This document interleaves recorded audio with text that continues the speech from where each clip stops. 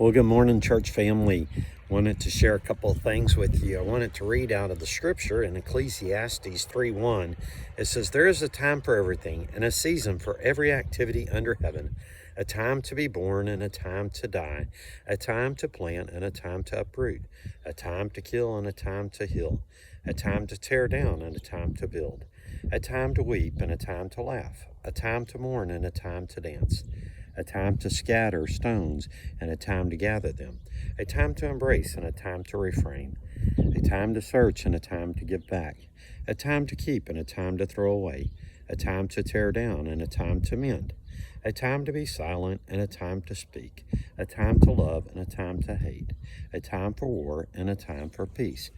Church family, this is recorded for us back in Ecclesiastes, back in the Old Testament. It reminds us that God has times and plans for everything that happens in our life. Our church has gone through a lot lately. We're almost a year past the remodel, the freeze that we had last February.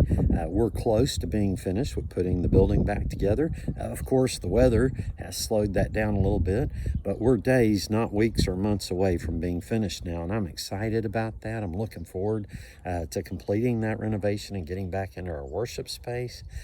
We've had some of our staff that have left, and we are looking and just recently called an interim pastor and looking for somebody to help us in our student ministry as well in an interim role.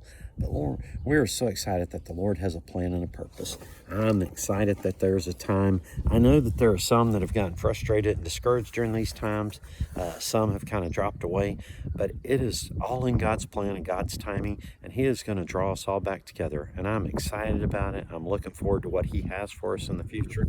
I wouldn't have picked the way things happen, but I'm not God, and He did choose the way that things happen, and so we just trust Him for all that happens. Today, as I get down here by my ground, you can see my driveway. I hope you can anyway. It's all ice.